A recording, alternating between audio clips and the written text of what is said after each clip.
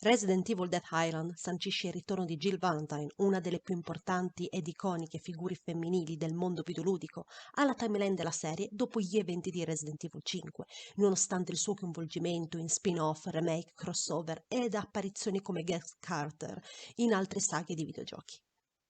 Questo video vuole essere un'analisi sul suo personaggio affrontato nell'ultimo film canonico della serie e credetemi, c'è davvero tanto da dire a riguardo.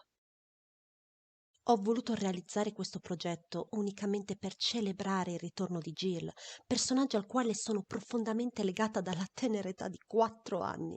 Perciò, anche se utilizzerò fonti il più canoniche possibili, prese direttamente dai giochi stessi e da raccolte ed archivi ufficiali, ci sarà sempre il coinvolgimento emotivo da parte di una fan che analizza e coglie anche le più piccole, ma coerenti, sfumature di questa icona videoludica da oltre 24 anni.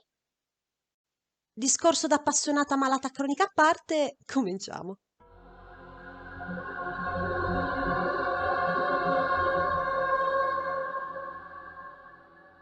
Nonostante io voglia parlare degli eventi di Resident Evil Dead Island, per discutere sulla psicologia di Jill non posso esimermi dall'iniziare da Disparate Escape, ovvero l'ultima avventura giocabile nei suoi panni, ambientata subito dopo alla rimozione del dispositivo per il controllo mentale da parte del suo compagno Chris Redfield. Il loro nemico giurato, Albert Wesker, aveva impiantato questo congegno sul petto della donna per somministrarle dosi continue di P30, una sostanza in grado di sottomettere la volontà del soggetto e di potenziarne la forza fisica e ad agilità fino a quando sarebbe stata smaltita dal corpo. Tuttavia, chi li ingerisce rimane consapevole delle proprie azioni, perciò Jill, appena ripresa, chiede scusa al partner e a Sheva Omar per ciò che ha fatto. Chris, che aveva accettato quell'operazione a Kijuju principalmente per i rumor sull'avvistamento della compagna dopo gli eventi di Last Day Nightmares, non la incolperà mai per quello che è stata costretta a compiere da soggiogata. It's okay. I couldn't control my actions. Oh, but God, I was still aware. Oh, forgive me. Jill, al contrario, avrà a che fare con questo risentimento per i successivi 6 anni, ma procediamo con ordine. Appena riacquistata la propria volontà, Jill spinge il partner ad affrontare Albert per evitare che la sua creazione definitiva, l'Ouroboros, si propaghi nel mondo, ma è consapevole dello shock fisiologico che la rimozione forzata del marchingegno possa comportarle. Quindi decide di non seguire al momento Chris, ma di raggiungerlo più tardi. Già da qui possiamo notare l'enorme senso di giustizia di Jill, il quale è uno dei suoi tratti più distintivi, come descritto dai profili, è la sua forza psicologica. Ha passato 3 anni sotto il controllo mentale del suo acerrimo nemico, costringendola ad uccidere i suoi compagni della BSA ed usare i civili come cavie. Vi ricordo che è proprio Jill a creare il primo boss affrontato in Re 5, il quale ha eliminato il team alfa di Decent. Ma questo non le impedisce di focalizzarsi sulle priorità. I'm gonna be alright. You do need to stop him. Chris però non è disposto a lasciarla indietro, non dopo aver speso anni a cercarla e averla finalmente ritrovata. L'uomo infatti ha sempre rifiutato l'idea che Jill fosse morta negli eventi di Last Day Nightmares, data l'assenza del corpo. E, nonostante sappia bene il pericolo in corso per il mondo intero, il soldato continua ad avere forti esitazioni a riguardo. You need to stop him. Questo comportamento da quasi antieroe di Chris è in realtà perfettamente in linea col suo personaggio da sempre.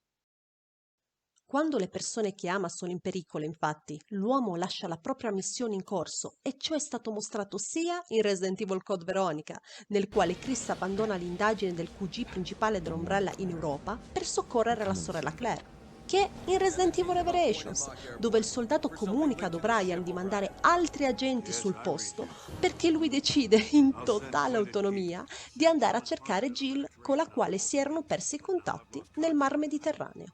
O'Brien, we'll go after Jill and Parker. I hope that's not a problem. We'll find you, Jill.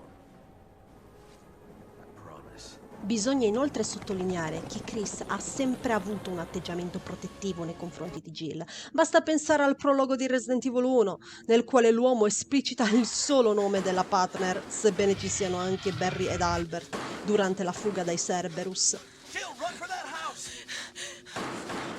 O nel bel mezzo delle battaglie, dove Chris è mostrato nel tener d'occhio la sua compagna. Come? Volete un esempio più concreto? Eccolo!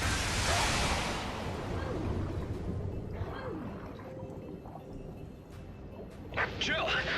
Jill, come in. Do you read me? Answer me, damn it! This is an emergency. Get back here now! Attenzione però, anche se il soldato ha queste premure nei suoi confronti, non solo è consapevole che comunque Jill è perfettamente in grado di cavarsela da sola, ma arriva addirittura ad affidare la propria vita, sapendo che Jill gli coprirà sempre le spalle, essendo anch'ella un agente d'élite e quindi un suo pari.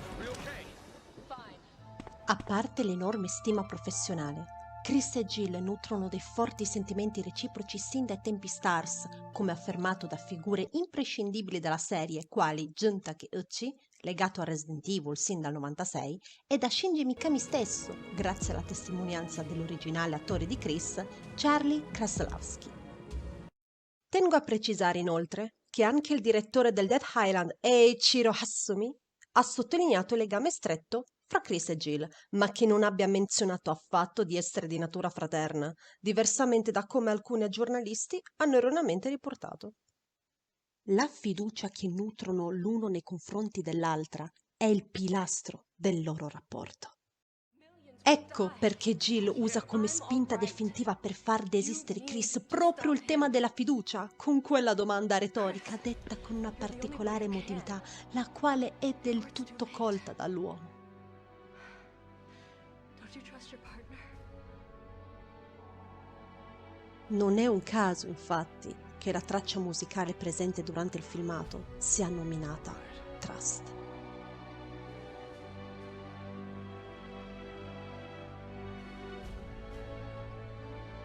Questo intero filmato sarà di fondamentale importanza per capire lo sviluppo di Chris e Jill in Resident Evil Dead Island, perciò tenetevelo bene in mente. Jill riesce quindi a convincere Chris a lasciarla indietro, nonostante lui abbia esitazioni letteralmente fino all'ultimo, ma provata dalla rimozione del congegno, il suo corpo cede, cadendo priva di sensi.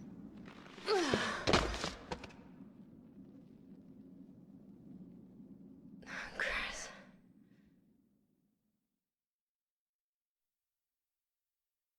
Hey, can you hear me? Are you alright? La ragazza si sveglia circa un paio d'ore dopo, trovandosi davanti Josh Stone, capitano del Team Delta, il quale la riconosce subito come uno dei membri fondatori della BSA. Wait a minute. You are Jill Valentine. Dopo aver chiamato il nome del compagno in un primo attimo di smarrimento, Jill riprende subito lucidità, focalizzandosi sulla minaccia dell'Ouroboros, e con il sentimento di cameratismo in parte ritrovato, riesce perfino a scherzare su all'avance che Josh e il pilota Doug le dedicano con però il suo classico sarcasmo. You got room for one more? There's always room for a beautiful lady. I bet you say that to all the girls. Just the pretty ones. Come on, let's go.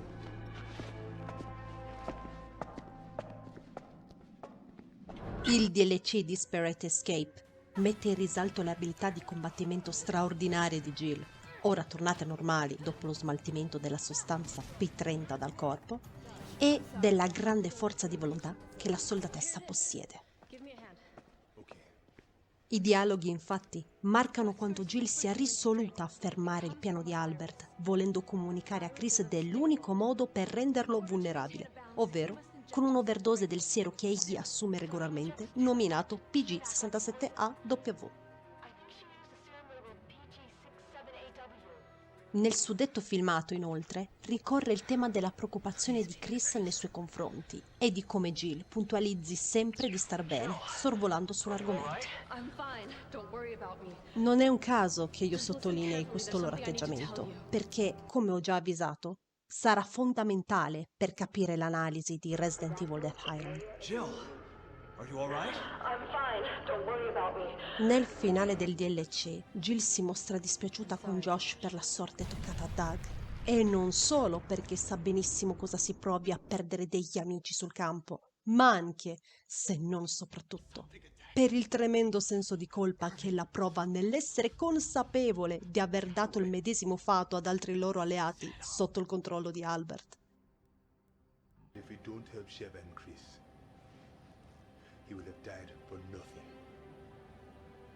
La donna però riesce a zittire questo suo risentimento per concentrarsi nuovamente sulla missione in corso, la quale consiste ora nel portare in salvo Chris e Sheva durante la battaglia contro l'ex capitano Stars. Proseguendo nella parte conclusiva del gioco principale, Jill riesce a salvare Chris e Sheva assieme a Josh e grazie alle informazioni fornite è stato possibile uccidere Albert, ovvero colui che ha trascinato i due storici compagni in questa guerra dal lontano 1998. Nel finale quindi Chris ritorna in America con a fianco la sua partner Jill dopo 3 anni di ricerche, decretando così l'epilogo degli eventi di Kijuju. It's worth it.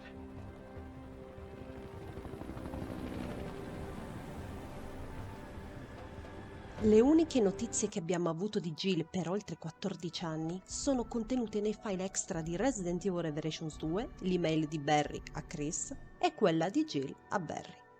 Nella prima si può notare l'immensa felicità del vecchio amico nello sapere che Chris abbia riportato Jill da Kijuju e sottolinea all'uomo l'importanza di riavere la propria compagna accanto.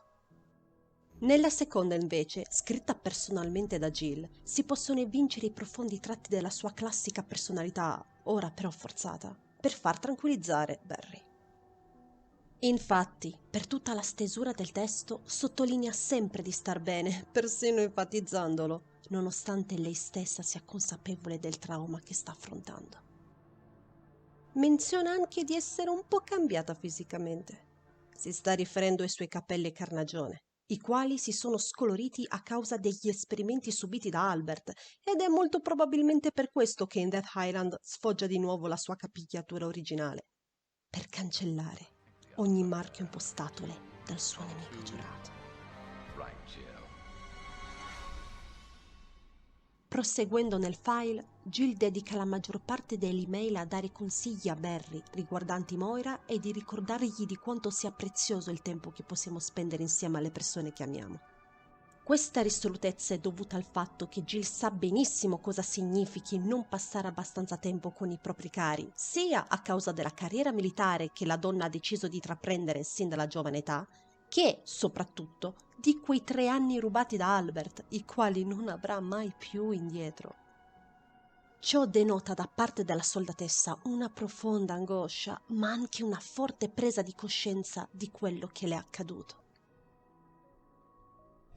Il file extra si conclude con la notizia che Jill è ricoverata presso il laboratorio della BSA e che sta trovando l'esperienza molto noiosa. Scherza di preferire il campo di battaglia con Annette LeBeau e addirittura del suo mancato funerale. Tutto questo suggerisce quanto Jill voglia rassicurare Barry, mentre in realtà sta affrontando i propri demoni.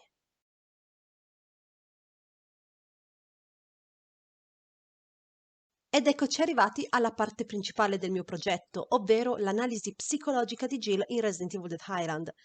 Dopo più di 13 minuti di prologo, e c'è ancora 1 ora e passa di video. Vi ho già annoiato abbastanza, lo so benissimo, ma seriamente non potevo evitare di analizzare il comportamento di Jill subito dopo la rimozione del congegno e le 2 email di Revelations 2, dato che sono le uniche cose che abbiamo avuto su di lei post Re5 per 14 anni.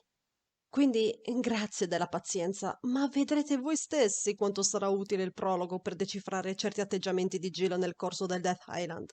Detto questo, bene, iniziamo. Dopo 6 anni di degenza presso i laboratori della BSA per accertamenti dovuti agli esperimenti subiti da Albert e di riabilitazione, Jill torna sul campo nel 2015, affiancando il suo partner storico Chris in un'operazione a San Francisco dove pare siano coinvolte delle armi biologiche. Jill, come in. Go for Jill. Il film puntualizza fin da subito quanto Chris non voglia che Jill affronti degli eventuali pericoli da sola, ma la donna, risoluta a salvare quante più vite possibili, interrompe la comunicazione col compagno, proseguendo l'indagine. Avete presente quando vi ho detto tenete bene in mente questo filmato di Re5, il quale mostra la chiara esitazione di Chris nel lasciarla indietro nonostante la minaccia dell'Ouroboros incombi sul mondo? Ecco, mi riferivo proprio a questo suo comportamento nei confronti di Jill, che avrà per quasi tutto il film. You're the only one who can. Perché ricordiamoci che Chris mette sempre la missione al primo posto pensando esclusivamente al lavoro. Guardate. Where's Jill? Thought you were with her. I sent Jill and Parker to the Mediterranean on faulty intel, and now I've lost contact with them. O'Brien, we'll go after Jill and Parker. I hope that's not a problem. Where'd you go? Jill. I'm not here just for the mission. Certo. A while back I received some intel that my old partner was still alive. I don't have much time. I have to find her. Sì? Where's Jill? Damn it, where's Jill? Jill. You're like a broken record, you know that? Tutto chiaro ora? Bene, sfattato nuovamente questo mito, ritorniamo su Jill. La soldatessa è determinata ora più che mai ad eliminare il bioterrorismo ed impedire altri morti o cavie, ed è proprio per questo che ignora in quel modo l'ordine di Chris. Jill porta sulle spalle l'uccisione di civili e dei suoi compagni della BSA, cosa che la sta ancora lacerando, convinta che non meriti il perdono fino a quando gli innocenti soffriranno a causa delle armi biologiche. Nel manga ufficiale del Death Island scopriamo che Jill si è lasciata distrarre da una foto di due sposi, segno di un desiderio inconscio che ancora nutre nell'avere una propria famiglia. Grazie per tutte quelle introspezioni dei personaggi che narri, davvero grazie. E uno zombie approfitta per attaccarla. Questo è molto probabilmente il primo essere che Jill affronta dopo la riabilitazione durata 6 anni e si può evincere tutta l'esitazione della ragazza nell'ucciderlo. È consapevole che lo zombie è solo l'ennesima vittima innocente del bioterrorismo e il fatto che non sia riuscita a salvarlo la fa sprofondare ancora di più nella sua frustrazione. Vale la pena sottolineare per la lore che Chris sta guidando un gruppo di agenti SWAT sotto il comando della BSA, ma che Jill sia ancora ufficialmente la sua partner. Il manga puntualizza che la chiama Nakama, ovvero partner. Mentre Jill sta ancora elaborando ciò che è successo, persa nel suo sentimento di impotenza, Chris rompe sul posto e la preoccupazione che l'uomo mostra nei suoi confronti le pare più fuori luogo che mai. Why'd you go in alone? I'm not waiting for backup when there's a chance someone's in danger. Right, but Scena che vi ricorda qualcosa? Millions will die. oh, yeah, but I'm all right. Già, You need sempre to questo. stop him. La regia indugia molto su quanto Chris sia in apprensione per la ragazza. Nella scena successiva, Chris informa Rebecca che Jill sta scrivendo un rapporto sulla missione e l'ex medico Stars esordisce scherzosamente che lui l'abbia messa in punizione. Sentendo questo, il ragazzo evita di approfondire la cosa. I'm having her write up the report about last night. Ah, I get it. Punishment. Don't even go there. Il dialogo in questione dimostra che la preoccupazione di Chris nei confronti di Jill è ben nota a Rebecca e che trovi l'atteggiamento dell'amico esagerato, volendo anche morboso, ma Chris, non ammettendo repliche a riguardo, si rifiuta di continuare l'argomento. Più avanti, la ragazza chiede se Jill sia stata morsa durante l'operazione, ma Chris le comunica che è stata solo troppo avventata, sottolineando ancora una volta la sua preoccupazione per lei. Questa volta, con tono serio, Rebecca dice all'amico che se Jill sembra così avventata è solo per rimediare al suo senso di colpa di aver ucciso vite innocenti, ma suddetta motivazione è incomprensibile per Chris. You mean how Wesker brainwashed her and made her come after us? No one's blaming Jill for that. La sua partner era sotto il controllo mentale del loro acerrimo nemico, non poteva sottrarsi ai suoi ordini e nessuno la incolpa per questo. Quindi, nonostante quanto si sforzi, Chris non riesce a capire l'atteggiamento di Jill, perché ai suoi occhi la soldatessa è completamente innocente, diversamente da quello che pensa lei stessa, come esordito da Rebecca. No one. Except Jill.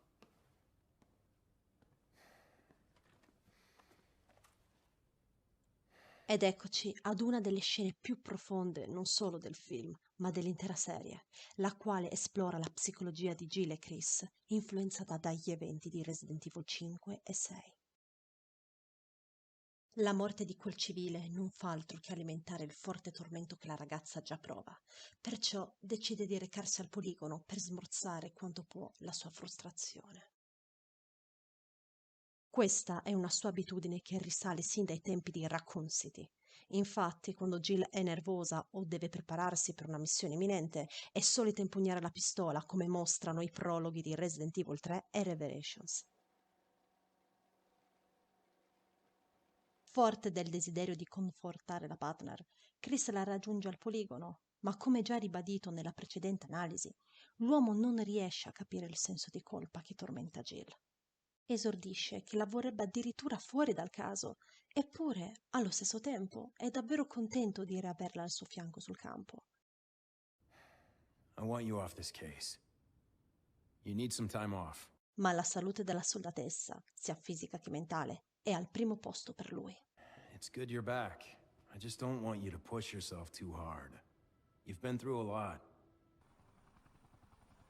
Dopo gli eventi di Last Day Nightmares e il seguente recupero a Kijuju, l'uomo la vorrebbe in realtà al sicuro, fuori dal campo, in modo tale che non rischi la vita nuovamente.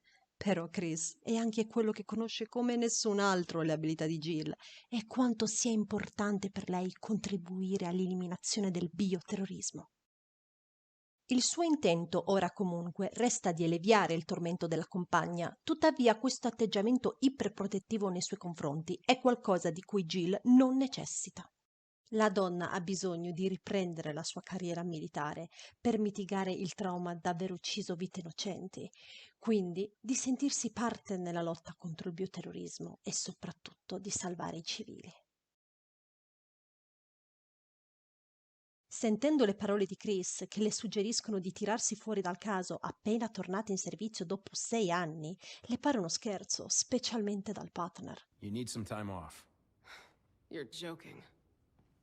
Jill sa benissimo che Chris si preoccupa per lei e sicuramente avrà reso partecipe l'uomo di certi suoi incubi personali passati in quei 3 anni con Albert, ed è per questo che la soldatessa vorrebbe che sia proprio Chris a spronarla sul campo, come d'altronde ha sempre fatto. Ho detto che sicuramente Jill si è confidata già con Chris in merito alla sua prigionia, perché anche adesso si mette a nudo con lui, raccontandogli di come si fosse sentita impotente al comando di Albert di ucciderlo, e il fatto che ne fosse cosciente le lacera ancora l'anima. When I was being mind-controlled by Wesker, all I wanted was to kill you. I was conscious, but I couldn't stop myself.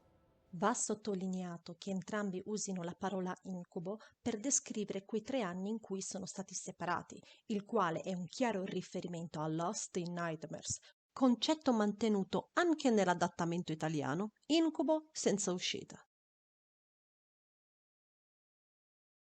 It was like living in a nightmare. Sometimes. The nightmare sticks with you. I 2 compagni sono stati profondamente segnati da questo evento, che è la base del loro trauma personale.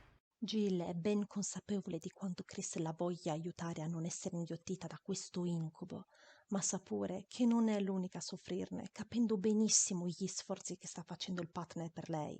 Così la donna tenta di rassicurarlo dicendogli di stare bene e di non preoccuparsi.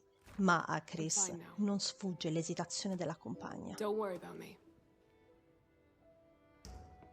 Questa scena, tra le altre cose, dimostra che vogliono tutelarsi a vicenda dai propri demoni personali, fingendo di essersi ripresi per continuare ad essere la colonna portante dell'altro, ma la verità è che entrambi devono ancora affrontare il trauma legato a Lost in Nightmares. Come già ribadito più volte, la suddetta missione ha portato Jill alle braccia del suo odiato nemico Albert, il quale l'ha usata per ultimare il progetto Ouroboros e l'ha sottoposta alla sostanza P30, controllandole la mente, facendola diventare complice della sua malata utopia. Chris invece non perdona ancora se stesso per non essere stato abbastanza prudente da evitare che Jill si sacrificasse per lui, salvandolo dalla morsa di Albert, cosa che viene ulteriormente appesantita dal proprio senso di colpa per aver lasciato che una situazione del genere accadesse nuovamente, ovvero negli eventi di Resident Evil 6 con Pierce Evans, da lui stesso menzionato.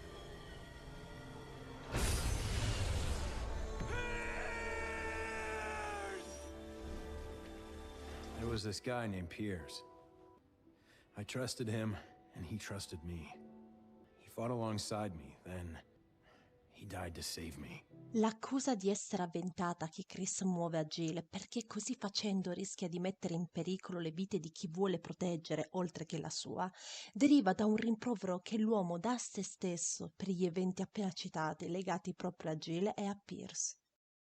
Il soldato porta ancora sulle spalle la responsabilità di quello che è accaduto a Jill, ovvero di essere stato troppo imprudente a credere che poteva rivaleggiare con Albert, nonostante avesse già constatato le sue abilità sovrumane, facendo compiere alla compagna quel gesto fatale che mai si perdonerà completamente.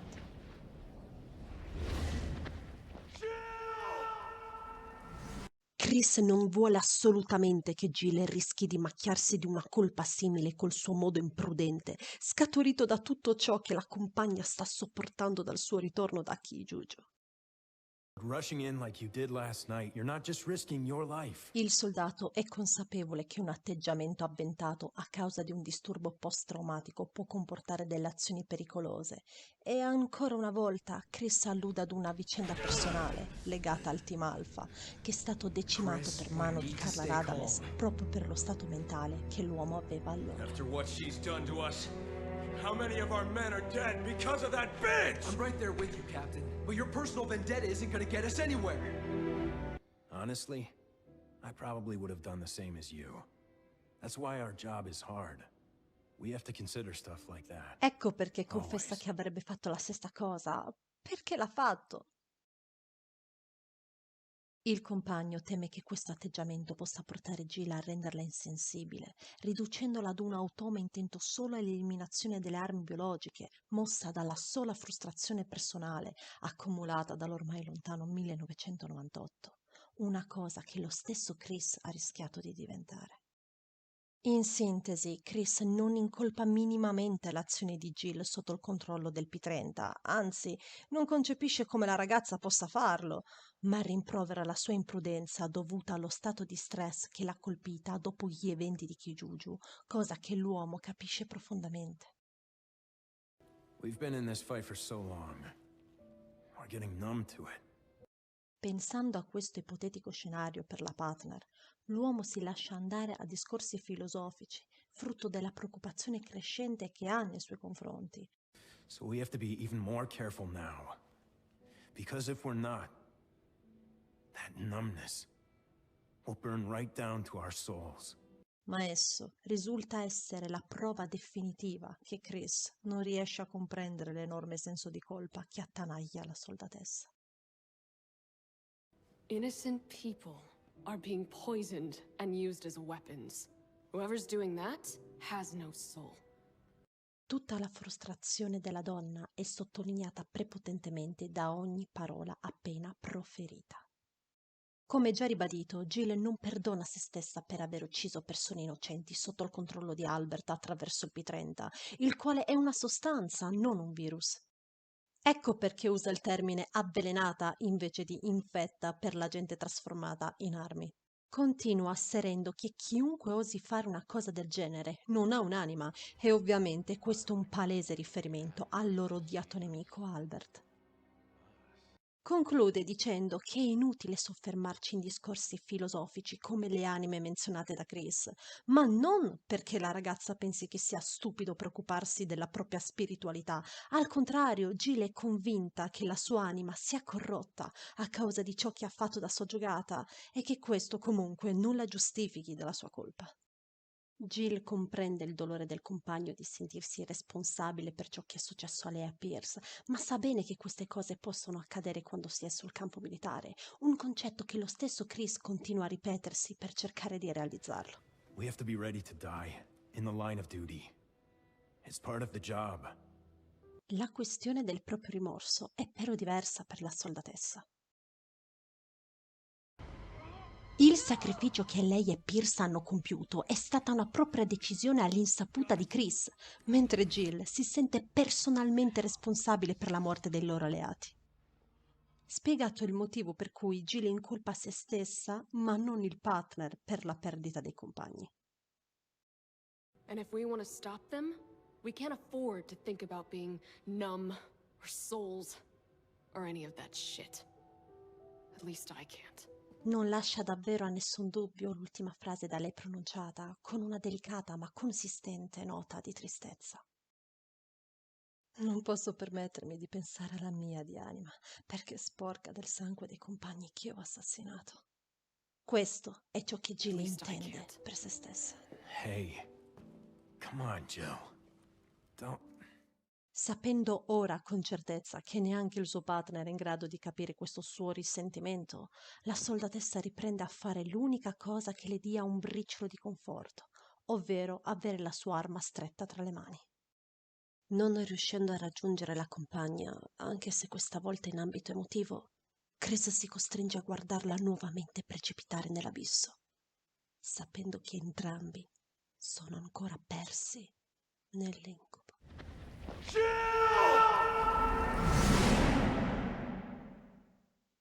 Piccola nota personale. Sono oltre 10 minuti che vi sto annoiando con questa scena, me ne rendo conto. Ma forse adesso che l'abbiamo analizzata parola per parola e sguardo per sguardo, avrete compreso il motivo per il quale io la reputi uno dei momenti più intensi della serie. Era dal 2009 che attendevo la rimpatriata fra Jill e Chris ed immaginavo che erano ancora provati dal loro incubo personale. E con incubo intendo davvero Lost in Nightmares e da tutto ciò che ne è conseguito. Perciò mi aspettavo un diverbio tra loro due, perché è normale, è umano, dato che stanno affrontando i loro traumi in due prospettive quasi opposte, ed è la prima volta che non riescono a comprendersi a vicenda, e di questo ne soffrono. Scusate se appargo così emotiva, ma davvero sono legata tantissimo a Jill e a Chris sin dall'infanzia, quindi questo pezzo mi ha coinvolta in maniera particolare. Ok, continuiamo. Successivamente assistiamo alla prima interazione tra Jill e Claire, la quale risulta molto naturale e confidenziale. Questo perché le due donne si conoscono da molto tempo, sicuramente prima delle vicende note di Raccoon City. Infatti, nella lettera in codice di Chris mostrata in Resident Evil 2 Remake, l'uomo avvisa la partner che sua sorella potrebbe contattarla per chiederle dove lui fosse finito. Piccolissima nota sulla lore di questo file. Chris era andato in Europa a cercare il QG principale della Umbrella. La lettera è scritta in modo tale che solo la Stars ne capisca il contenuto a causa delle pressioni che Irons esercitava su tutta l'RPD. E quindi no, non era andato a rimorchiare qualche bella ragazza? Sì, lo so, scusate, più forte di me di chiarire alcune cose sulla lore, quindi fine. Questo piccolo appunto prova che Jill aveva già un rapporto molto intimo con Chris, ancora prima dell'incidente della villa, perché Claire avrebbe contattato lei per sapere sul fratello, tralasciando addirittura Barry, il quale è un vecchio amico di famiglia. Spiegata quindi la confidenza che le due ragazze mostrano, nonostante si siano viste sullo schermo assieme solamente adesso. Concentriamoci ora sul particolare atteggiamento fra Chris e Jill nella suddetta scena. La donna scherza sarcasticamente sulla ben nota testardaggine dei fratelli Redfield, squadrando con fare appena malizioso Chris, il quale risponde dapprima leggermente sorpreso, per poi rivolgerle un sorrisetto, compiaciuto. Ovviamente Jill si sta riferendo alla discussione appena avuta col compagno sulla sua testardaggine nel non accettare il ritorno della donna sul campo. Chris risponde a questa provocazione di Jill compiaciuto perché l'uomo ha sempre adorato questo suo modo di fare. Ecco giusto 2 esempi.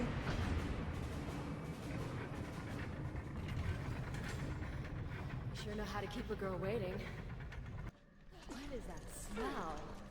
Don't know, but I hope we don't run into whatever's making it.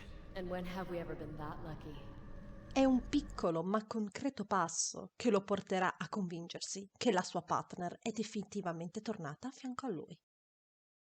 Questo gioco di sguardi, apparentemente leggero, smentisce che i due abbiano avuto una lite furiosa o che si portino rancore di qualche tipo, anche se era davvero difficile credere ad una cosa del genere dopo oltre i 10 minuti che abbiamo analizzato prima, eh? Well, neither are stubborn as you two.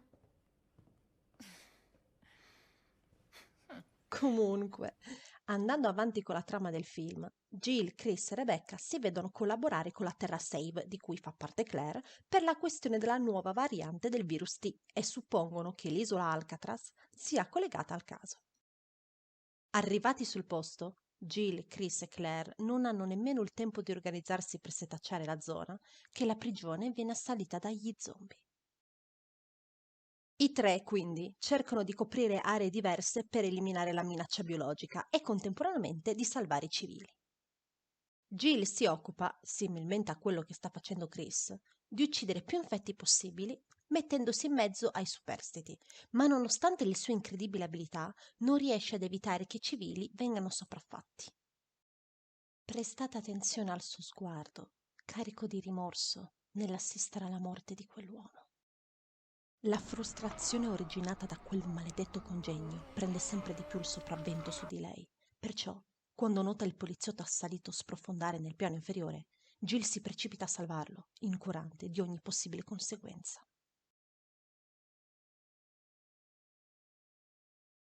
Sebbene riesca ad evitare che la gente venga morso, questa variante di virus T non si trasmette tramite saliva, ragion per cui il suo intervento è risultato comunque inutile. La soldatessa è quindi costretta ad eliminare l'uomo che credeva d'aver salvato. E il fatto d'adoperare lo stesso pugnale con il quale si era precipitata in suo aiuto non fa altro che alimentare il suo risentimento. È come se l'ombra di Albert Wesker fosse ancora lì a corromperla, non importa quanto lei provi a discostarsene. Vi ricordo inoltre che l'acerrimo nemico ha anche sfruttato i suoi potenti anticorpi per ultimare il progetto Ouroboros. Tutto questo opprime Jill, ma essendo una veterana è ben consapevole che non può permettersi di indugiare sul campo, pensando alla propria emotività. Impossibilitata di risalire al piano superiore, Jill decide allora di proseguire per le fognature della prigione, ma non prima di riservare dei brevi sguardi agli zombie sconfitti.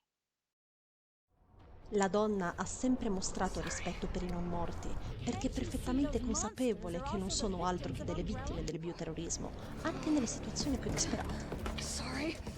E questa non fa eccezione.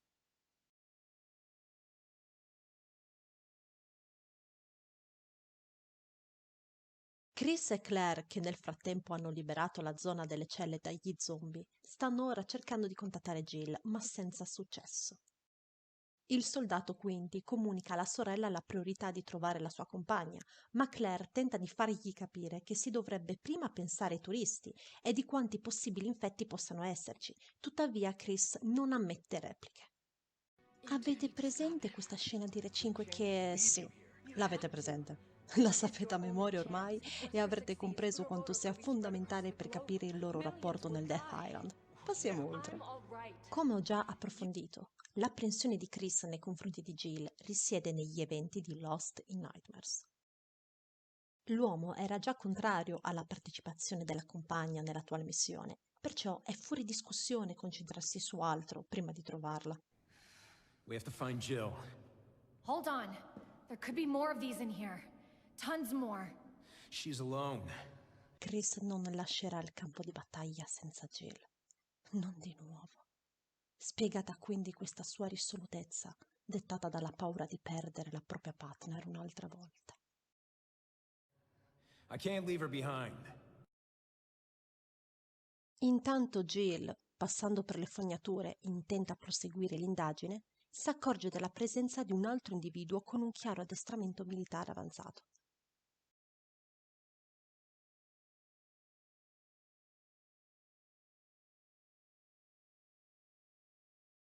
La persona in questione si rivela ad essere Leon Scott Kennedy. Notiamo che, sebbene sia il loro primo incontro apparso sullo schermo, I due si conoscono già da What do you tempo. know?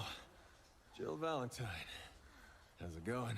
Possiamo ipotizzare che Jill abbia sentito il suo nome già ai tempi di Raccoon City, dato che l'RPD aveva organizzato un party di suo benvenuto. È altrettanto vero però che la soldatessa si era allontanata dalla stazione di polizia in quell'esatto periodo a causa di Irons, quindi questa rimane solo una teoria. Quello che sappiamo per certo è che Jill, come agente autorizzata di livello 10 della BSA, ha avuto accesso al suo rapporto sulle Las Plagas nel 2004, lo stesso menzionato da Chris in Resident Evil 5. Ciò conferma che la donna sia almeno a conoscenza dell'esistenza di Leon. L'uomo invece potrebbe aver sentito il nome di Jill nell'elenco dei membri STARS, informandosi degli agenti speciali operativi dell'RPD una volta fatta domanda per unirsi alla stazione di polizia di Raccoon City. Questa ovviamente è solo un'ipotesi, mentre la fonte canonica risiede nel file La nota di Jill a Kendo, la quale viene letta dall'allora recluta durante l'epidemia di virus T. L'occasione che però porterà Leon a sapere con chiarezza il ruolo della donna nella guerra in comune contro il bioterrorismo è sicuramente nel 2003. Assieme a Chris, Jill è riconosciuta globalmente come parte del duo che ha sconfitto l'Umbrella dopo l'operazione T-Halos. The Talos Project Umbrella placed so much faith in and failed. I should have expected as much from the duo who brought down Umbrella. È molto probabile che i due si siano incontrati anche al di fuori della sfera lavorativa, dato il legame che hanno con i fratelli Redfield, ma Resident Evil Death Island puntualizza un dettaglio interessante. Jill e Leon non si conoscono bene a livello personale. How many of these are there? I ain't stopping to count. Infatti, diversamente dal primo incontro su schermo con Claire, possiamo notare come la donna non sia abituata all'atteggiamento dell'ufficiale governativo. Zero. What? You wanted to know how many there were? I due agenti comunque mostrano davvero un'ottima complicità e Jill si troverà subito al suo agio col carattere scherzoso di Leon. Ritornando alla scena precedente, il manga puntualizza come il loro scontro accidentale abbia scosso Jill, facendolo opprimere di quanto sia stata vicina nuovamente ad uccidere un altro suo alleato. Esatto, il fantasma di Albert Wesker alberga ancora prepotentemente nel suo inconscio. Durante l'assalto dei Licker, l'agente BSA si mostra cauta e attenta, mostrando sangue freddo nonostante sia praticamente sotto attacco dall'essere. Certo, non ho capito perché Jill sembra non conoscere queste creature dato che le ha affrontate canonicamente in Russia ed erano presenti anche a Kijuju come esperimenti, ma sì, sono soltanto io quella che si preoccupa così tanto di mantenere la lore, tradizione e coerenza tra la serie, quindi è un problema mio. Passiamo oltre. Piccola nota. Come anche evidenziato da questa particolare scena del manga, che personalmente adoro, Leon riesce a collaborare con Jill senza alcun tipo di tensione, diversamente da Chris.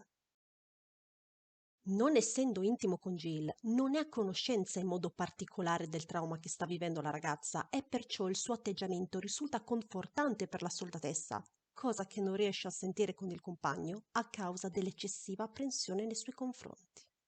Jill è consapevole delle buone intenzioni di Chris, ma non è quello di cui ha bisogno adesso per esorcizzare i suoi demoni. Dopo aver trovato un sopravvissuto il quale si rivelerà ad essere lo scienziato dietro a questa epidemia, Chris si rende conto di quanto l'operazione sia compromessa ormai, data l'assenza di comunicazioni e alle basse scorte di proiettili. Ciò lo porta ad ordinare a Claire di tornare al sicuro a San Francisco e di portare con sé il superstite, mentre l'uomo è determinato a restare sull'isola per trovare Jill. Assistiamo per la prima volta ad una missione in cui sono coinvolte le due donne più importanti della vita di Chris, ovvero la sorella e la compagna. Ma, reduce dagli eventi di Resident Evil 5 e 6, l'agente BSA non si lascia sopraffare dalle proprie emozioni, anzi rimane lucido e composto nell'attuare una soluzione per salvarle entrambe. You should take Davis and get back to the city. I'll find Jill. We're in way over our heads here. Proprio in quel momento, però, Claire viene contagiata dalla nuova variante del virus T e subito dopo ne rimane vittima anche il fratello. Piccolissima nota personale. Apprezzo l'intero filone narrativo canonico della serie, ma come fan sfegatata avevo proprio bisogno del Death Island che si imponesse come sequel diretto di Resident Evil 5, oltre vabbè che il bellissimo Revelations 2. E che non si limitasse a citare la tragedia di Raccoon City, Virus T, la Umbrella, Las Plagas come soli e unici collegamenti alla storia. E volevo proprio sottolinearvela con questa mia analisi. Fine, continuiamo. Nel frattempo, Jill e Leon raggiungono il campo di coltivazione del nuovo Virus T e l'armeria dell'isola. Notiamo che la soldatessa non si limita alla semplice perlustrazione sul luogo, ma anche di conoscere meglio i particolari sulla missione, chiedendone i dettagli all'uomo, dato che la DSO possiede più informazioni a riguardo rispetto alla BSAA. What are they? Biodrones. Questo coincide perfettamente al suo modo di fare sul campo, sin dai tempi STARS. La preoccupazione maggiore di Jill è quella di evitare una propagazione dell'agente patogeno, perciò decide di bruciare il posto, ma viene sorpresa dall'individuo responsabile dell'intera operazione, Dylan Blake. If it isn't Jill Valentine and Leon S. Kennedy, how about you come to me? Chris and Claire are waiting for you. Assistiamo al mutamento dell'espressione della donna una volta sentiti i nomi dei fratelli Redfield. Non si scompone, ma avvertiamo chiaramente la sua preoccupazione nei loro confronti, perciò è costretta, insieme a Leon, a sottostare alle parole di Dylan. Nonostante si trovi assieme alla sorella Claire infetto ed imprigionato alla mercé del nemico, Chris mostra senza alcun tipo di esitazione il suo sollievo di ricongiungersi con la partner, protendosi verso di lei, constatando finalmente che sta bene.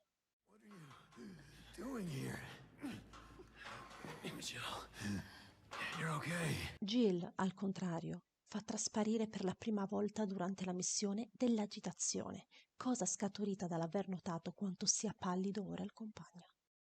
Oh my god, you're so pale. Non è solo l'ottimo lavoro svolto dalla sua doppiatrice, Nicole Tompkins, nel tono di voce, ma anche l'aggiunta dell'esclamazione e il protrarsi anch'ella verso Chris che sottolineano la sua mancata compostezza. Claire? Hang in there. Con Claire, invece, notiamo che cerca di mostrarsi rassicurante, atteggiamento simile di una sorella maggiore. Vi ricordo che abbiamo analizzato attraverso questo video che le ragazze si conoscono da prima della distruzione di Raccoon City, anzi, possiamo ipotizzare addirittura dal 1996, anno in cui Jill era stata reclutata come membro STARS già ventenne, mentre Claire era ancora al liceo. Non è quindi strano che la soldatessa abbia questa premura verso l'agente TerraSave, nonostante sappia bene quanto Claire sia diventata una donna forte ed indipendente. Ed ora prepariamoci a commentare un'altra scena che prenderà molta parte del video, dato che si concentra sul dialogo scontro fra Dylan e i protagonisti. I'm Dylan Blake. It's an honor. Ma prima di questo è meglio introdurre il suo personaggio. Dylan era un mercenario assoldato dalla USS, il quale era stato mandato a Raccoon City durante l'epidemia di Virus T, assieme al collega, nonché amico, JJ. La loro unità viene presto contagiata, con la sola eccezione dei due amici che, rendendosi conto della situazione, richiedono un'estrazione immediata. L'Umbrella, però, accetta di prelevarli solamente ad eliminazione degli infetti ultimata. Dylan si rifiuta di sparare ai suoi compagni, al contrario di JJ, che la vede come unica soluzione per sopravvivere. I due quindi hanno un forte scontro che si conclude in tragedia. JJ viene morso da uno dei colleghi, tramutato in zombie, e supplica l'amico di aiutarlo. Nonostante la compassione mostrata prima, Dylan decide consapevolmente di ucciderlo e questo suo risentimento lo porterà alla pazzia. Esatto, pazzia originata dal rimorso d'aver ucciso il proprio compagno. Tenetelo bene in mente durante l'analisi. La follia di Dylan è comunque basata su dei concetti che sono tutt'altro che assurdi, ma andiamo con ordine. Avendo finalmente riunito il gruppo di protagonisti per l'occasione, l'uomo svela come riesca a selezionare le persone da infettare senza che diventino loro stessi dei vettori incontrollabili, ovvero con i biodroni visti poco fa da Jill e Leon. Procede dunque ad una dimostrazione pratica contaminando l'agente DSO. Leon? Notiamo la reazione composta di Jill che, nonostante si preoccupi per Leon, rimane sempre con la pistola puntata verso Dylan. Dopo aver ascoltato il suo collegamento anche col precedente antagonista della serie, ovvero Glenn Aries di Resident Evil Vendetta, lo esorta ad arrendersi, ma ecco che Dylan inizia il discorso che porterà a riflettere tutti noi fan della serie e la stessa Jill. BSAA, DSO, TerraSafe. You still think you're fighting evil syndicates like Umbrella? Le organizzazioni di cui fanno parte i protagonisti, quali la BSAA, DSO e TerraSave, non fanno altro che intervenire a risolvere singoli casi a favore di uomini facoltosi corrotti, senza però estirparne la radice. Concetto simile da quello asserito da Morgan Lansdale che, guarda caso, era il direttore della prima grande compagnia contro il bioterrorismo, la FBC. These unilateral solutions of yours will only create a new Veltro. Perhaps a dozen of them. Yes, there's the rub. Men like us can exist thanks to groups like that. And he'll just let all those people die. Are you finished now, Director O'Brien? The huge corporations and the corrupt execs that run them. The ones getting big fat bonuses for maintaining the status quo. Senza i bioterroristi e la gente che soffre a causa delle armi biologiche, queste organizzazioni non avrebbero alcun motivo di esistere. That's who you work for, who you really protect. Il discorso di Dylan mira proprio a questo, ovvero che gli eroi sono invece pedini inconsapevoli di questo sistema tossico volto a giustificare l'esistenza del bioterrorismo invece che eliminarlo. And the innocent will continue to suffer as long as you do. L'uomo genuinamente pensava di essere dalla parte della giustizia ed invece la Umbrella l'ha spinta ad uccidere JJ, arrivando a questa conclusione. You're nothing more than pawns. Suckers. Come affermato dagli sviluppatori, il tema portante del film è il ritorno di Jill sul campo e del suo aspetto psicologico. Ecco perché è presente un parallelismo fra Jill e Dylan. Sono entrambi caratterizzati da un forte senso di giustizia, ma macchiati dalla colpa di essere stati costretti ad eliminare i propri compagni. What do I know? Confusion. Betrayal. Guilt. La similitudine però finisce qui, perché l'antagonista ha comunque commesso l'omicidio dell'amico volutamente, superando quella linea che Jill non avrebbe mai oltrepassato senza l'effetto della sostanza P30. Infatti la si vede resistere al comando di Albert nell'attaccare Chris, fino all'ultimo vergogna di volontà.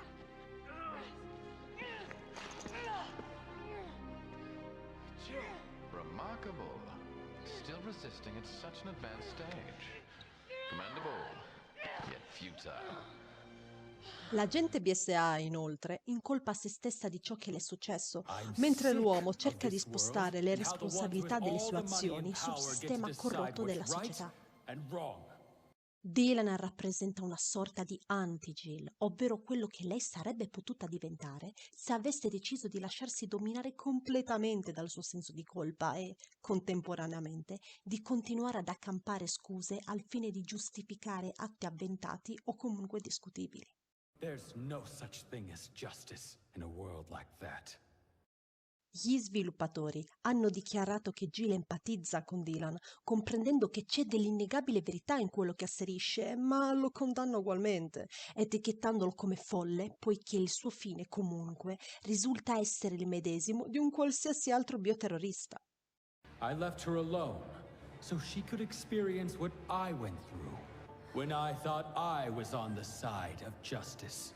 You're insane. La contaminazione del virus selettiva è solo un pretesto per spingere le persone ad uccidere i propri cari infetti, non avendo altra scelta per sopravvivere.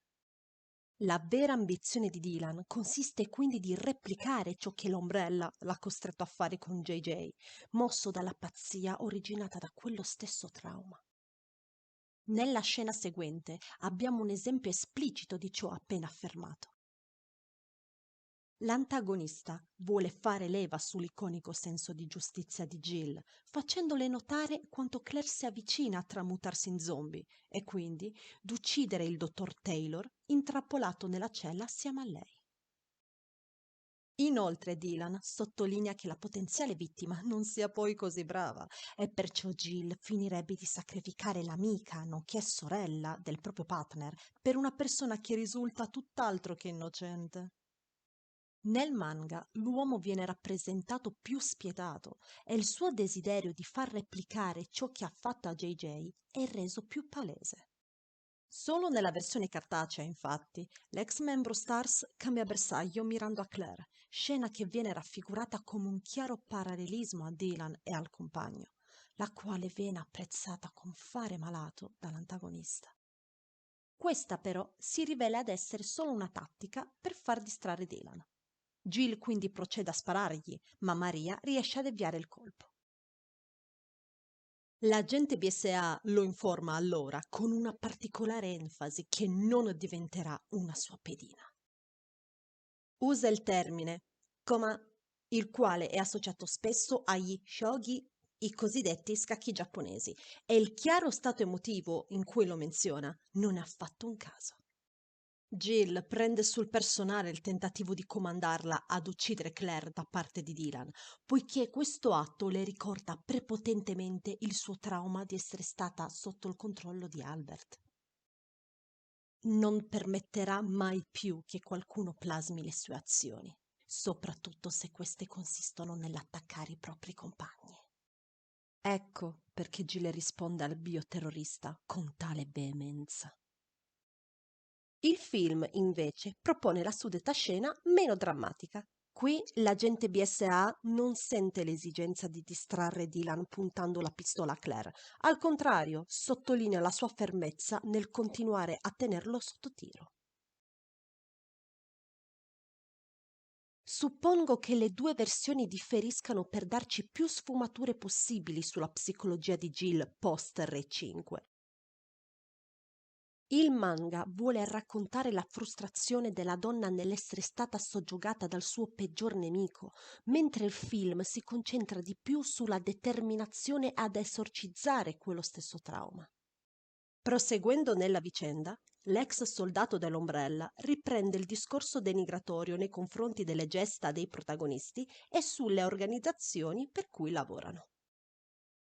In particolare soffermiamoci sull'accusa che muove a Chris, la quale si collega alla scena del poligono assieme a Jill. Despite the fact you lose team members on every single mission, you keep coming back with more. Come abbiamo già ampiamente discusso, l'uomo è ancora profondamente segnato dagli avvenimenti di Lost in Nightmares e della perdita dei suoi uomini nei capitoli successivi a Re 5, e questo si riflette nel modo in cui si preoccupa eccessivamente nei confronti di Jill. Chris è visibilmente ferito da quelle parole, dato che già egli stesso continua ad incolparsi, ma la maturità acquisita è tale da farlo rimanere composto senza cedere alla rabbia. Piccola parentesi. Vorrei sottolineare comunque che Chris non ha contribuito in nessun modo alla tragedia che sono andati incontro i suoi soldati, eccetto quella in Cina nel 2013, ma solo a causa del suo stato mentale post-traumatico, e che sfortunatamente durante un'operazione sul campo è inevitabile perdere degli uomini. Vi ricordo che Chris è l'agente BSA con più assegnazioni ricevute sin dal 2009, perciò il numero delle sue unità perite in servizio è davvero misero se prendiamo in considerazione le innumerevoli missioni portate a termine. Chiusa parentesi. Ora analizziamo ciò che Dylan rimprovera a Jill. L'antagonista è a conoscenza del grande senso di giustizia che caratterizza la soldatessa, motivo per il quale è stata probabilmente scelta per essere sottoposta a questo test malato. Suppongo che suddetta decisione sia influenzata anche dall'immunità di Jill a diversi ceppi del virus T, comunque. Ma, senza alcun dubbio, l'uomo non è consapevole del suo parallelismo con lei, altrimenti l'avrebbe menzionato nel corso del dialogo. L'accusa che le muove è quella di essere un'ipocrita, resa letteralmente esplicita nel manga, perché nonostante la donna affermi di voler proteggere gli innocenti dalle armi biologiche col suo lavoro, esita nello sparare ad una Claire infetta per salvare un civile. We come to Jill Valentine. You could shoot Claire right now and save a life, but you hesitate. Dylan rincara la dose, sottolineando che l'agente BSA evita di premere il grilletto a causa del legame d'amicizia che ha con la ragazza. Non è una frase detta a caso, perché l'uomo desidera che Jill si macchi del suo stesso peccato, ovvero quello di essere costretti ad uccidere un amico. I get she's a friend and all, but still, I thought you want to protect the innocent. A queste provocazioni, però, l'abile soldatessa non cede. Una volta sacrificata l'agente TerraSave, l'uomo si placherà? O a causa del proprio delirio personale la costringerà ad eliminare anche Chris e Leon? E poi, chi altri ancora? Jill non ha alcuna garanzia che uccidendo Claire possa salvare una vita, perché la parola di un pazzo non vale nulla. Seppur con atteggiamenti diversi, la donna vede in Dylan i gesti da burattinario di Albert e questo la spinge a rispondergli sgarbatamente quando si permette di menzionare le sue emozioni che, ricordo, sono ancora provate dall'essere stata soggiogata dal P30. That's hard to do when you let your emotions get in the way, isn't it? Go fuck yourself. Jill è determinata a non essere più la pedina di un pazzo che si permette di giocare con le vite degli altri, soprattutto dei suoi alleati. In tutto questo, però, una domanda sorgerà spontanea. Allora perché Jill non spara all'uomo ma si limita a puntargli la pistola? In realtà la risposta è piuttosto semplice. L'ex membro Stars sa benissimo che appena proverà a premere il grilletto, Maria, la quale possiede abilità sovrumane, lo ostacolerà, come sarà mostrato, oltre che nel manga, nella scena successiva. Vorrei farvi notare un piccolo ma significativo particolare di questa scena. Nonostante la situazione richieda la massima attenzione, Jill si concede un momento per intravedere Chris, il quale si sta protendo verso la cella, indubbiamente preoccupato per le condizioni di Claire e dello stress psicologico che Dylan sta sottoponendo alla partner. Sono dettagli sottili che comunque delineano i personaggi. E li adoro! Il bioterrorista, stufo di aspettare, elimina egli stesso il dottor Taylor, provando a Jill la sua teoria. You waited too long, Jill. I'm disappointed. Sarebbe stata usata nuovamente per soddisfare l'utopia malata di un altro psicopatico. You bastard! Questa consapevolezza fa emergere prepotentemente il suo trauma. Così Jill si lascia dominare dalle proprie emozioni, volendo realmente sparare a Dylan adesso, ma Maria, come vi avevo anticipato, ostacola la soldatessa. Intuendo una possibile via di fuga per l'alleata, Leon lancia una granata stordente, consentendo appunto a Jill di fuggire. L'agente BSA impiega uno sforzo enorme ad abbandonare i suoi compagni, ma il senso di giustizia che la contraddistingue la porta a stabilire la priorità. Non è affatto la prima volta che succede.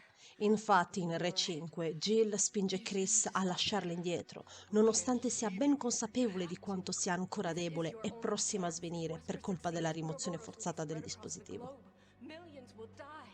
La ragazza pone al primo posto la salvezza dell'umanità dall'Uroboros, prima della propria, e non si approfitta minimamente delle esitazioni di Chris a non volerla abbandonare. Si affretta quindi a raggiungere il serbatoio di incubazione per impedire il folle piano di Dylan, cosciente che è tutto nelle sue mani e non c'è spazio per indugi o fatti personali.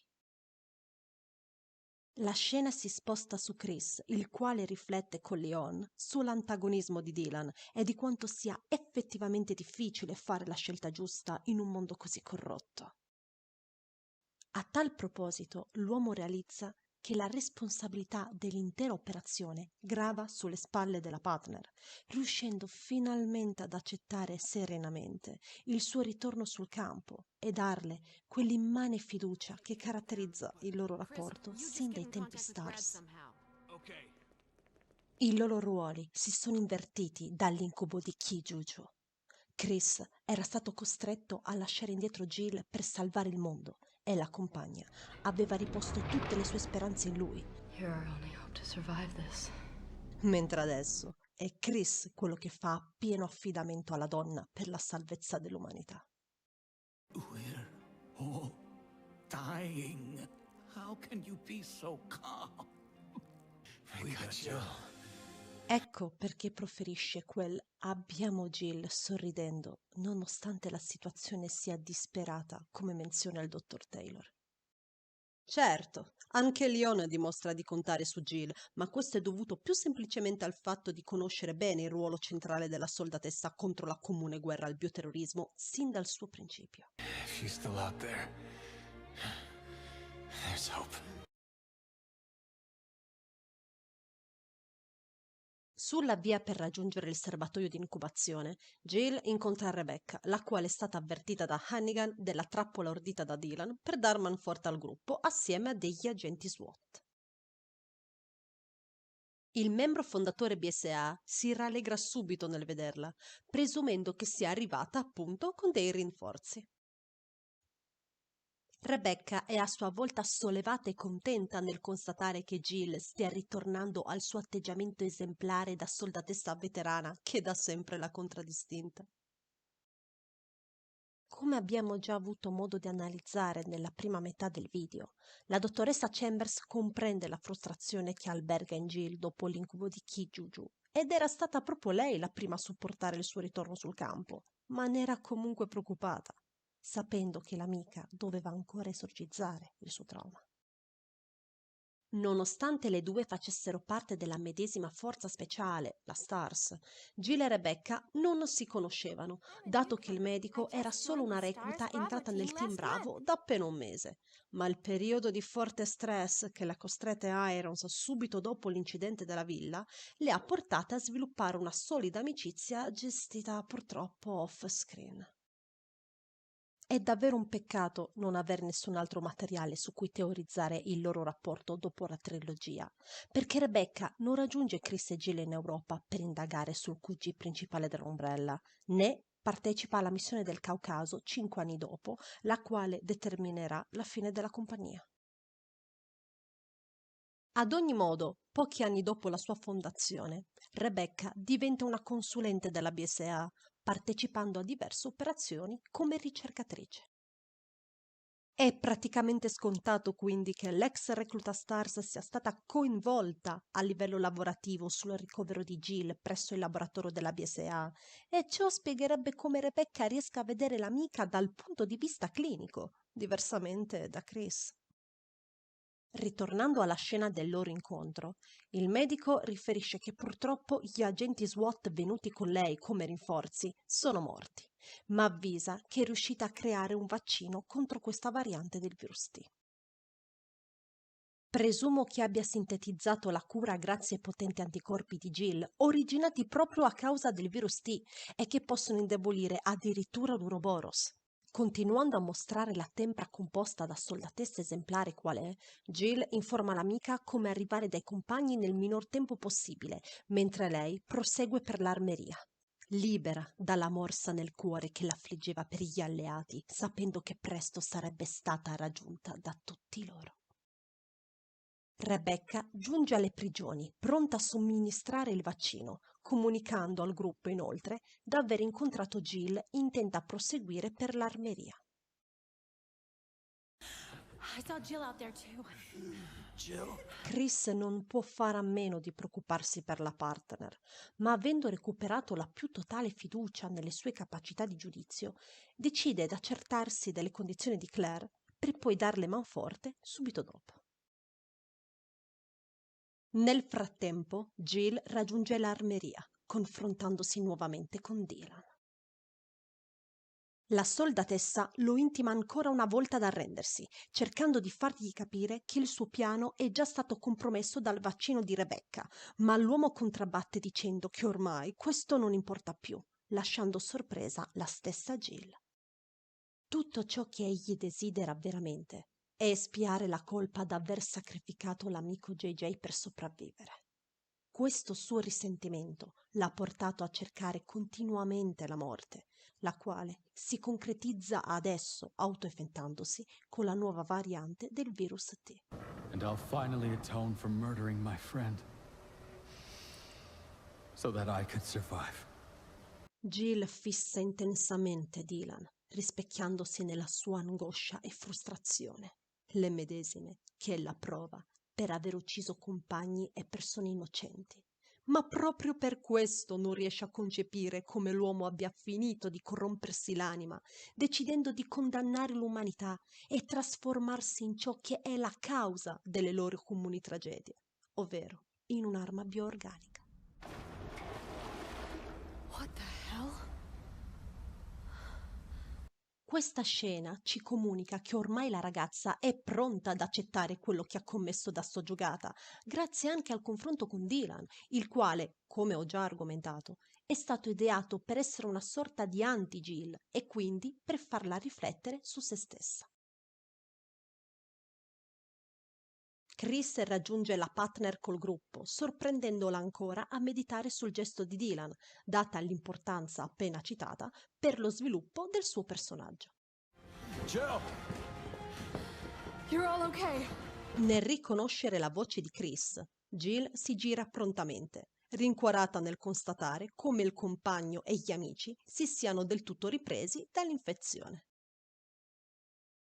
Potrei tranquillamente omettervi il piccolo ma significativo dettaglio che i due si sorridano appena prima l'arrivo di Leon, no? Esatto, potrei, ma non lo faccio. In quel momento appare Dylan, il quale si è fuso con un'arma biologica, come menzionato da Jill. I protagonisti dunque sono pronti alla loro ennesima battaglia contro la Bow di turno, ma questa volta sono tutti presenti a contribuire all'eliminazione del mostro. Non mento nel dirvi che aspettavo una scena del genere da quando ero all'asilo, praticamente. Forti del loro profondo legame completamente riconsolidato nel corso del film, Jill viene affiancata da Chris durante lo scontro, facendo ritornare di fatto la coppia storica di Resident Evil in azione. L'uomo non interviene per combattere al suo posto, spingendo la donna alla fuga, ma bensì di offrirle supporto, rispettandola come suo pari sul campo, cosa che caratterizza la loro relazione sin dai tempi Stars. Jill, sapendo di star finalmente provando a Chris ed a se stessa di essere tornata la soldatessa esemplare di sempre, mostra genuinamente il suo entusiasmo nel collaborare col compagno. Excuse me? He's all yours. Piccola curiosità riguardante questa scena. Una delle armi più iconiche di Jill è il lanciarazzi M202, con il quale è rappresentata più volte non solo nella serie, ma anche in diversi crossover, come Marvel vs. Capcom 2, Under the Skin, Tekken, Project Cross Zone, eccetera. Ecco perché Chris le chiede scherzosamente il permesso di usare proprio quell'arma.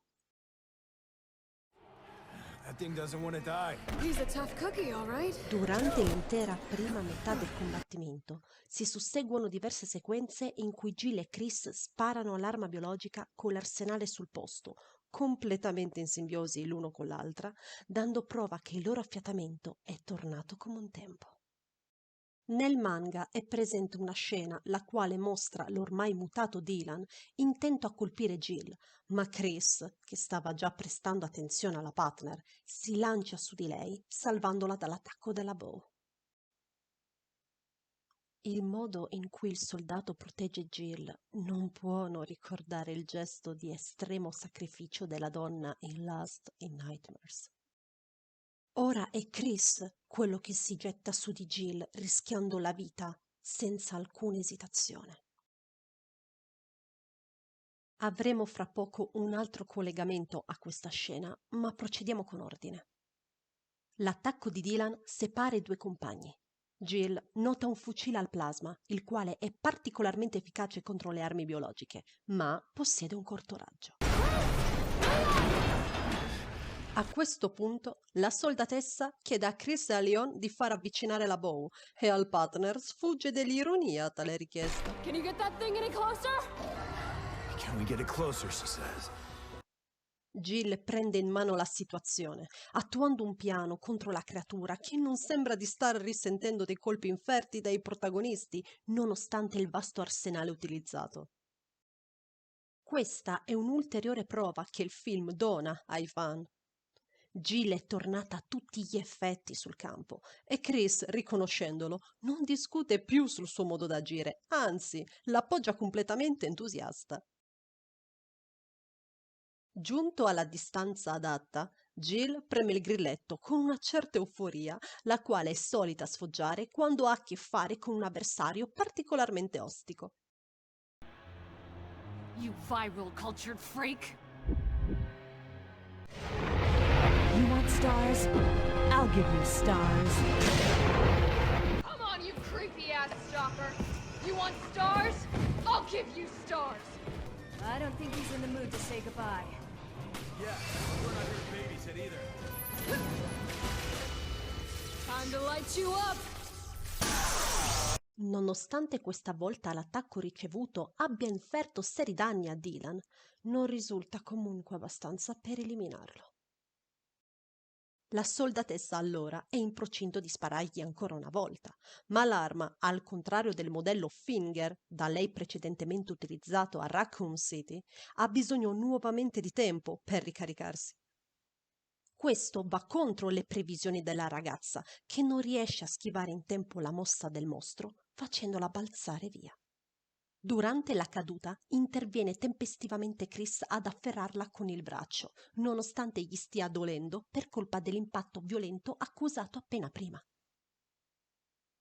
Diversamente da altre scene, il concetto di questo pezzo è praticamente uguale anche nel manga, dove l'uomo si precipita sempre a trattenere la partner, impedendole un forte schianto.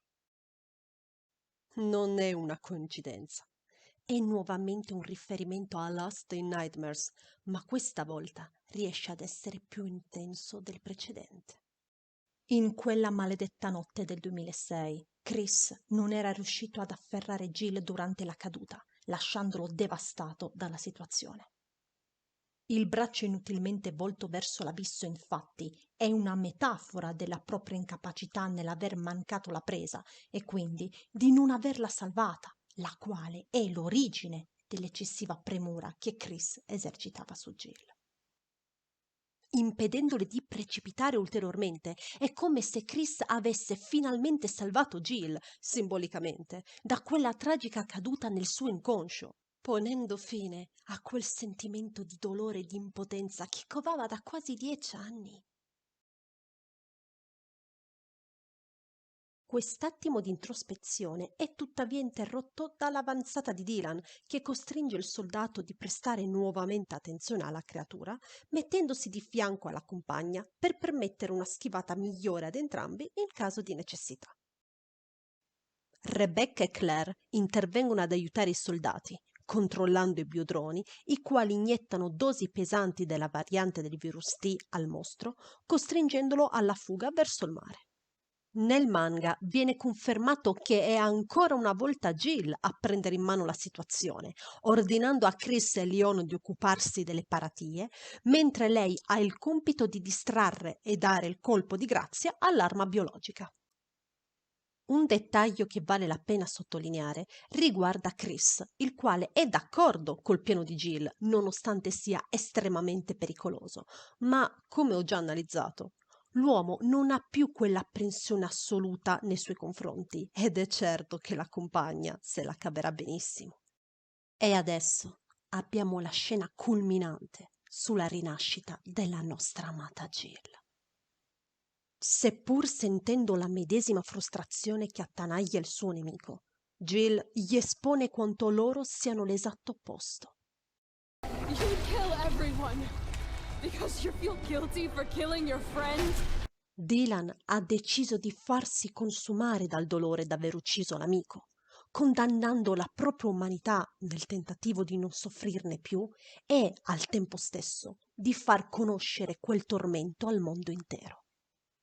Mentre Jill sceglie di accettare i peccati commessi da soggiogata, usandoli come carburante per alimentare la propria iconica fiamma di giustizia, scacciando le ombre dalla sua anima e volendo impedire che altri innocenti vengano coinvolti nel bioterrorismo, l'incubo che lei ha deciso di esorcizzare e che invece ha abbracciato Dylan. Deal with it yourself, asshole! Per rendere chiaro questo momento di catarsi, la scena mostra l'agente BSA immergersi in acqua, la quale pratica è simbolo di purificazione nella cultura giapponese. Per ucciderla definitivamente, Jill lancia un esplosivo nella bocca dell'arma biologica, ma rimane incastrata appresso alla creatura con la cinghia del borsone. La soldatessa questa volta non deve lottare per proteggere qualcuno o difendersi da un civile infettato accidentalmente. No, Jill deve pensare solo alla propria sopravvivenza adesso, la prima volta dopo essere tornata sul campo. Il pianeta eviterà comunque l'epidemia del virus, poiché la bomba si innescherà al primo impatto e il fatto che la donna sia coinvolta o meno nell'esplosione non influenzerà il salvataggio. Jill quindi ritrova quel desiderio di sopravvivenza per se stessa, realizzando che merita di essere perdonata dei crimini commessi da soggiogata, esorcizzando finalmente il fantasma di Albert, il quale incarnava il suo intero senso di colpa, dalla sua anima. Sconfitto Dylan ed impedita l'ennesima minaccia biologica, i protagonisti attendono l'arrivo degli elicotteri mentre discutono sarcasticamente sugli orrori appena affrontati. Chris evidenzia quanto l'intera operazione sia stata sfiancante per lui in realtà, molto probabilmente riferendosi all'agonia subita da Claire a causa dell'infezione e per essere stata la prima missione sul campo di Jill dopo la riabilitazione. So did this up. Capendo il significato dietro a questo suo commento, la soldatessa gli ricorda che alla fine hanno sconfitto i loro nemici, arricchendo la frase con fare spavaldo, volto sia a riprendere una conversazione leggera che, soprattutto, a rincuorare Chris, ribadendo che la sua compagna è tornata a fianco a lui. Yeah, but we sure did kick some ass, didn't we? We sure did. All of us. L'uomo afferra immediatamente il concetto espresso da Jill, infatti rispondendo con quel tutti noi, intende ancora una volta che riconosce con ammirazione il suo ritorno sul campo. La donna, nel sentire quelle parole, sorride. Questo breve dialogo, apparentemente semplice, racchiude l'incredibile ma riservata intesa fra Jill e Chris, la quale è espressa nell'intera serie. Per sottolineare il ritorno di Jill, Resident Evil Highland incarica il suo partner Chris nel dirle, nella versione originale giapponese, Okaeri, al quale la donna risponde con Tadaima, formula nipponica usata per celebrare il ritorno a casa quotidiano di un familiare, come suggeriscono i loro sguardi, colmi di intesa reciproca. E così, aggiungendo un altro gesto fra il vasto repertorio dei due iconici compagni, il film giunge al termine raffigurando una Jill Valentine risorta dalle proprie ceneri, pronta a riprendere la guerra contro quel pericolo biologico che lei stessa ha contribuito a rendere una leggenda nell'immaginario videoludico, mentre il sole sta sorgendo con l'elicottero all'orizzonte. Cornice la quale sancisce la conclusione di ogni suo incubo affrontato nel corso della serie, e che anche qui non fa eccezione.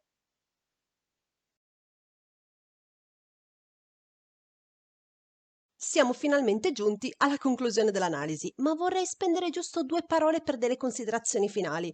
La farò breve, tranquilli.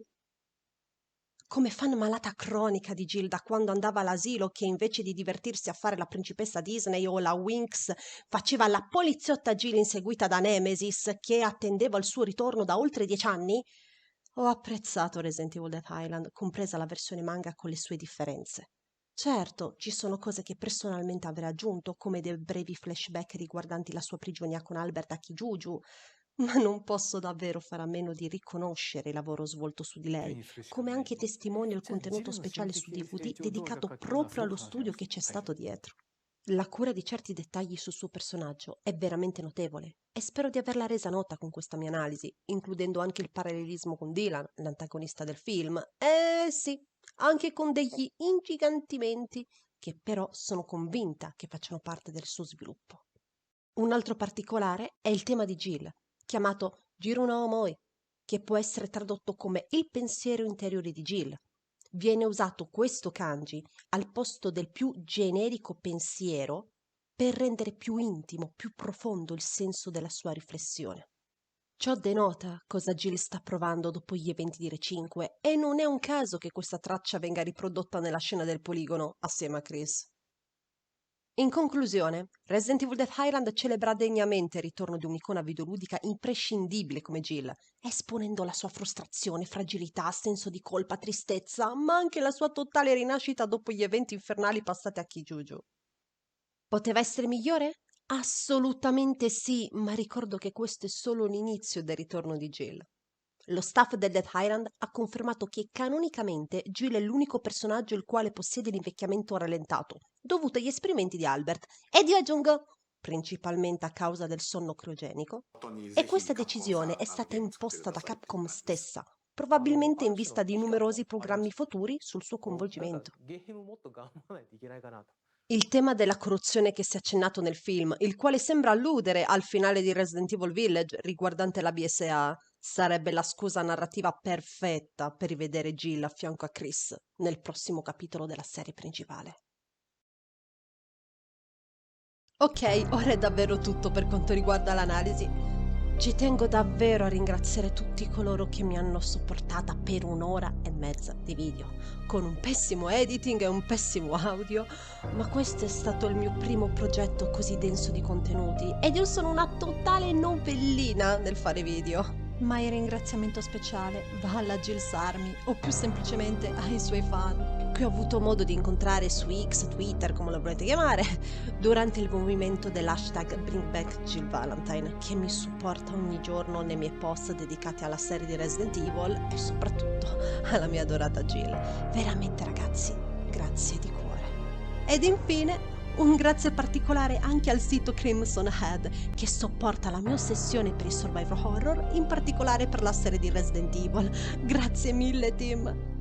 Bene, spero che questa dettagliatissima analisi scritta, montata, registrata e concepita da una fan malata, la quale è profondamente legata a Jill, considerandola ben oltre alla sola etichetta del proprio personaggio preferito, sia stata di vostro gradimento in qualche modo. Ciao!